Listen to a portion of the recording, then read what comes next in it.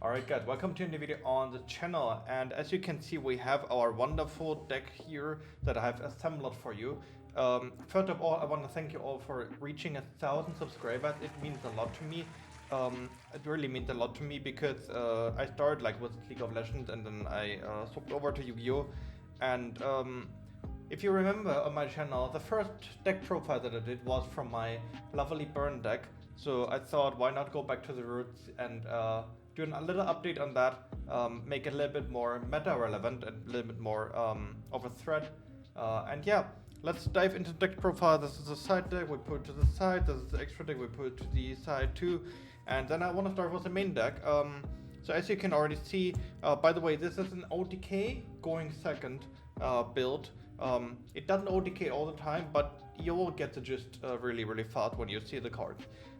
We play 3 Lava Golem because most of the cards that are played right now are ending on 2 monsters, sometimes even 3, and very rarely at 1, except Malice, so that's going to be a problem.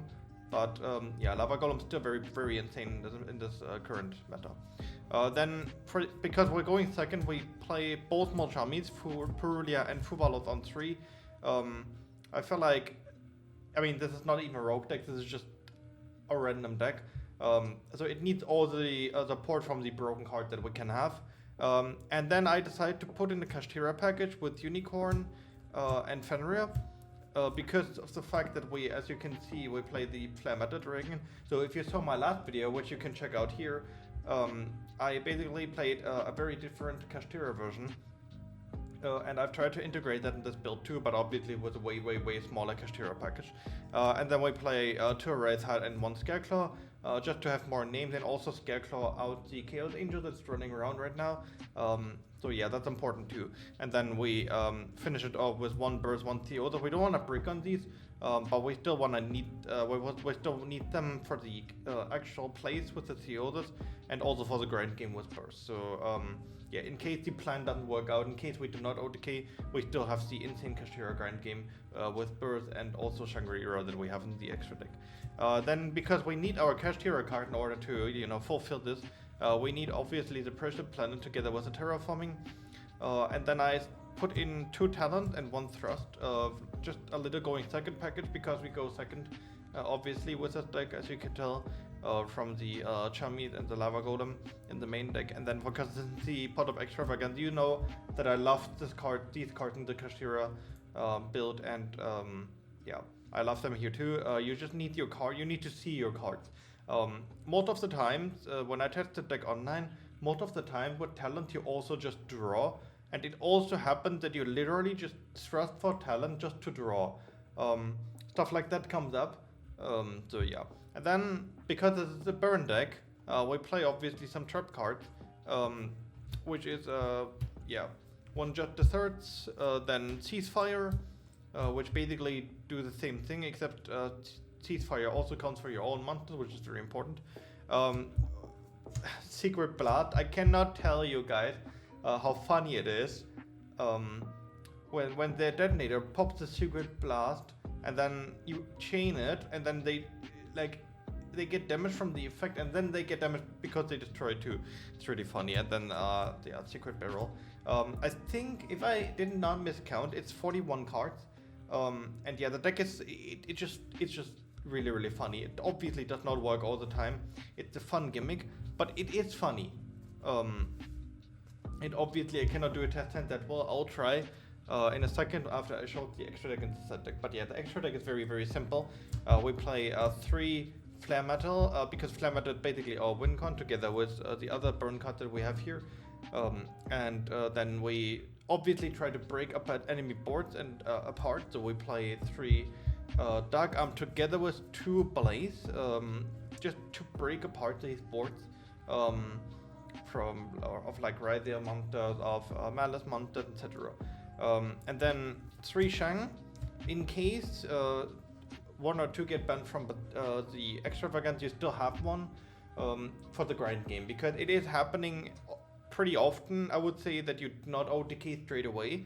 You leave your enemy at a very low like threshold of life points, and then you just cannot really get it, and then you just go Shang and you just play the grind game with Kashtira cards. It's like it's more it's enough.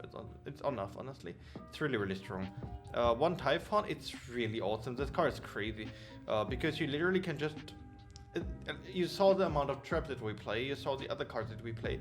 We just try to see what's in our hand, and if we come play, we just put a Typhon, and then we survive a turn, and then with the traps and the grind game, we just. I say grind game. It does not seem like the deck has a lot of grind game, but you do not underestimate the Kashira card. Thank you. One Dracossack. This is like for a very specific purpose, actually. I've had it so often right now when I tested that I have Planet, and I just need a little bit more to like kill him. And then you just detach like a monster from. You have 2 Kashira monsters, then you detach, like you make Dracossack. So you have only 1 monster on board, then you detach 1, like a unicorn. To make the 2 tokens, you put them in attack when you have Planet on the field. And then you revive with Burst, and then you have the 2 monsters again, basically, but a little bit more ATK, plus the 2 tokens. And it actually comes up pretty often. I don't know why, but for me it came up pretty often. So I was like, okay, I'm just gonna put Dracossack here. My boy has never, he had never done anything bad to me. Then one Gradiel. Gradiel is really strong right now because, especially against Ryziel, they cannot out it.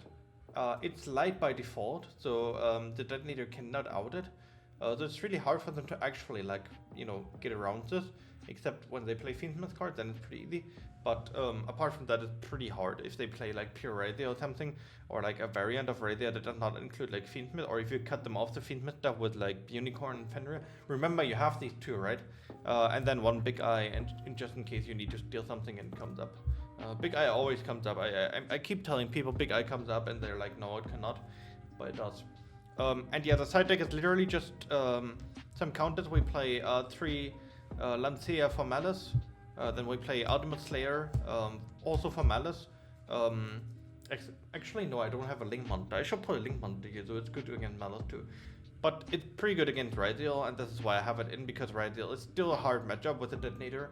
And yeah, their grind game, you just need to like slow them down, and Slayer is the card that does that.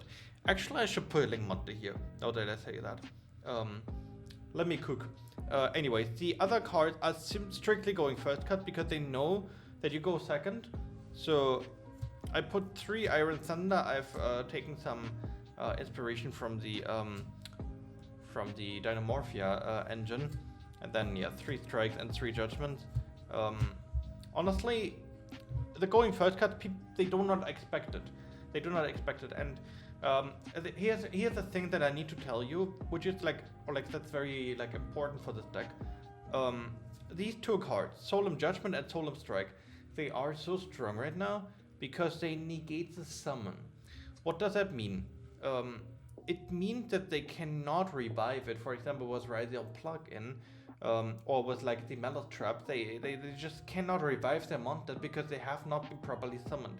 So they have to shuffle them back with Ryziel Cross or with one of the Malice monsters, and then they have to resummon. So they have to burn through a lot of resources in order to do what they actually want to do, and then you still can negate it with like Fenrir, Unicorn, with Iron Thunder, etc. So Strike, Judgment are extremely strong in this format. I urge you to play these cards if you can.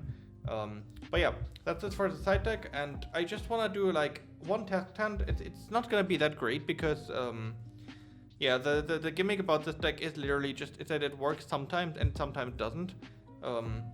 So I'm just gonna shuffle the deck, and I'm just gonna show you like a hand, because we're not going first, or like we're not trying to go first. So I'm just gonna show you like a hand, and you can like tell from this hand how this deck performs going second, from what it had, like from what you have in your hand. So I shuffled this a little bit, and then let's see.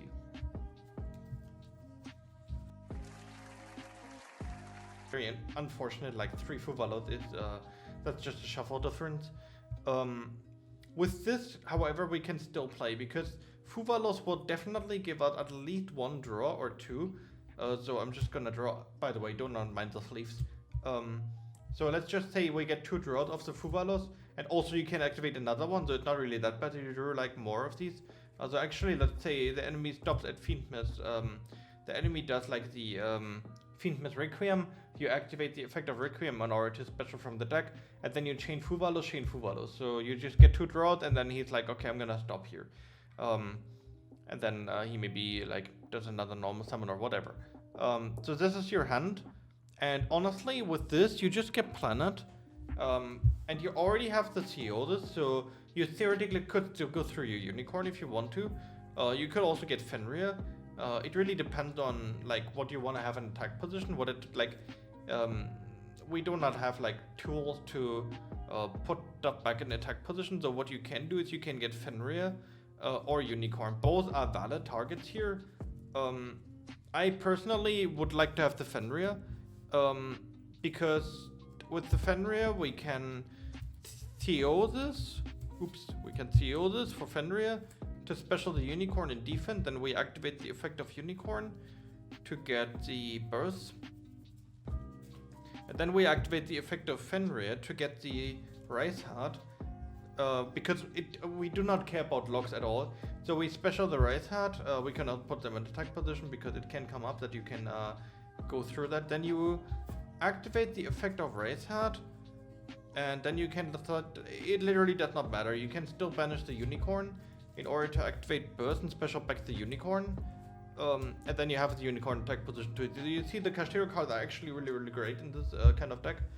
And if your enemy has interacted with you in any point in this whole scenario, you have Thrust.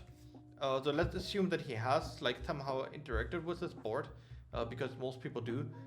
Then you Thrust. And let me tell you, in today's meta, Thrust is always live. It's always live. Let me tell you that. And then you can Thrust for talent. And then we shuffle our deck because at this point, you have multiple options. So let's see let's just assume there was some Mulch armies that you threw at your opponent. He does not end on a strong board. So you can crack the board with these cards alone. Which comes up actually like pretty often when you draw the Mulch armies or when you have Lava Golem.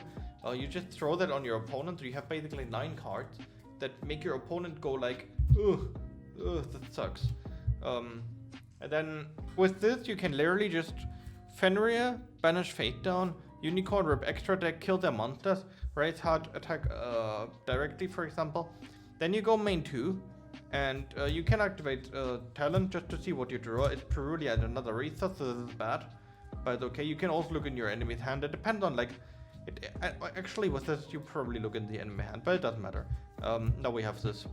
And you see like drawing the Perulia and the Frivolot afterwards kind of suck because you want to draw into your traps, but that's okay. And now you just overlay and you just make the flare metal.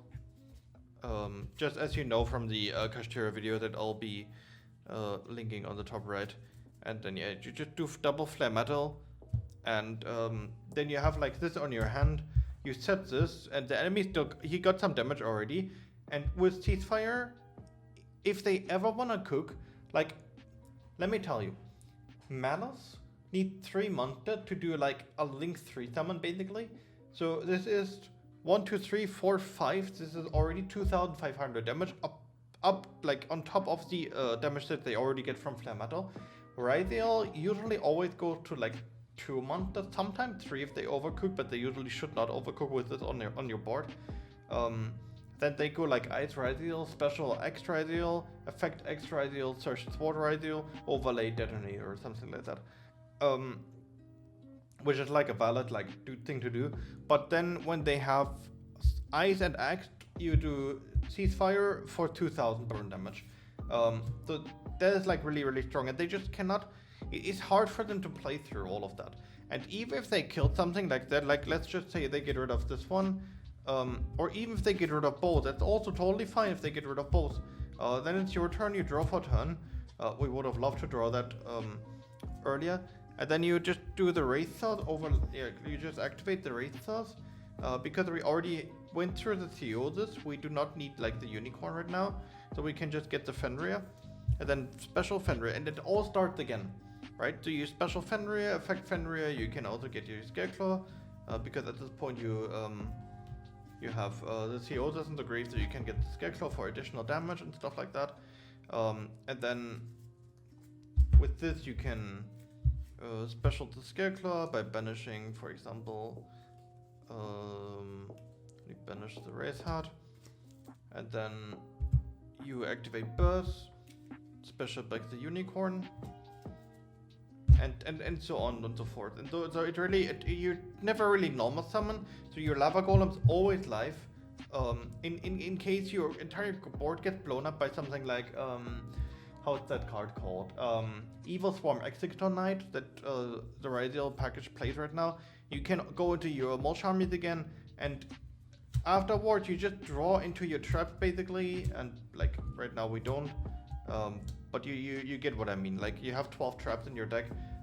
You go through your stuff pretty quickly, like Unicorn add, Resource add, Terraforming add Resource, Fenrir add, Right Heart banish. So you go through your stuff pretty quickly in terms of like how far you grind through your deck, and then the rest is just basically the traps that you draw off the talents or of the extravagant, so like in the following turn. But basically, if you draw pretty normal and pretty average, this is usually an OTK because people cannot play through that.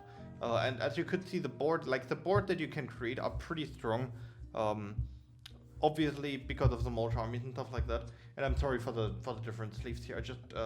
I played the deck online. I pulled together the cards from the existing deck that I have, so the sleeves are a little bit yeah, all over the place.